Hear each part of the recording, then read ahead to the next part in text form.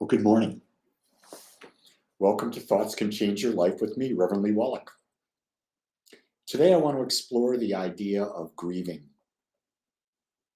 Not grieving just in general, but a lot of people are grieving. Could be a loss of a job, a loss of a loved one, a loss of a pet. Could be the loss of anything.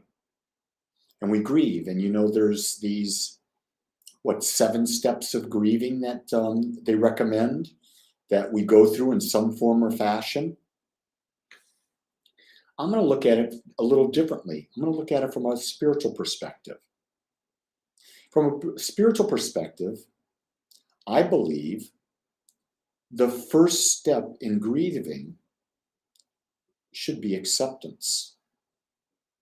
Because when we accept what is, we no longer are attached to either the positives or the negatives. When we accept what is, we become neutral. We're not emotionally as impacted because we've accepted it. It's when we fight what is that we have the negative emotions, we have the negative feelings. I go back to when my mother died, very close to my mother. And I was with her the last 4 weeks of her life. And in that time, as she was dying and I spent time with her, I learned to accept that she was going to leave her body. I learned to accept that she was not going to be a part of my life in physical form. I'm not saying that was easy. I'm not saying I didn't cry. I'm not saying I didn't feel. When my mom did make her passing, it just felt like it was the normal thing because I'd already accepted the fact that she was leaving her body. And so grieving for me was not as difficult as it could have been. Was I over the fact that my mother died right away? No, I was not. Do I still miss my mother? 11 years later, I still miss her. But by accepting that she made a conscious decision, and she did, to leave her body, she told me. I had to accept it because my mother said to me, Lee, don't you pray for me. It's my time to go, and I want to leave my body now. And I said, okay, Mom, it's your life. And I had to accept. Realize, this is going to be a controversial statement. I'm going to make it anyway. I believe all death is suicide. And why do I believe that all death is suicide? Because when we've stopped growing, we stop becoming more. When we stop our expansive nature, guess what? We're telling the universe we're done.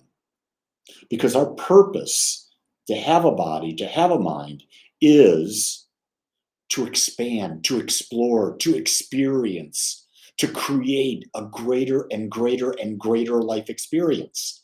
That's our purpose. When we stop doing our purpose, what's the point of having a body? What's the point of having a mind? What's the point of interacting with people?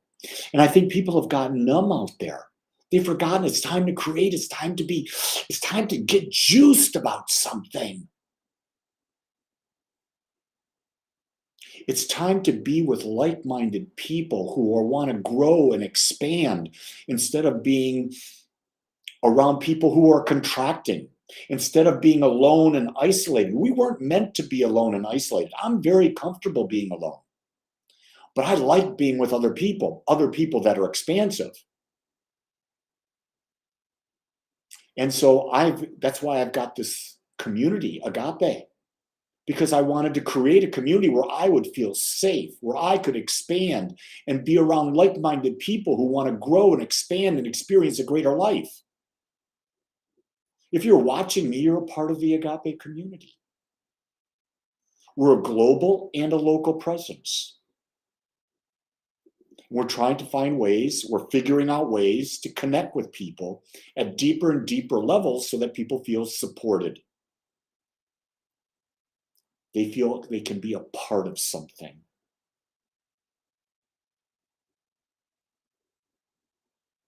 Acceptance is very different from attachment. When you're attached to something, you're not accepting your own perfection. Because you don't believe, you'll believe if you lose that, there'll be something missing in your life. I'm going to tell you. If you lose something and you know who you are and you want it again, you just recreate it. You are a creator and you can recreate anything you've got in your experience because it is the frequency, the vibration of your thoughts, words, actions, and feelings. The sum total of that vibration is what attracts to you or repels from you.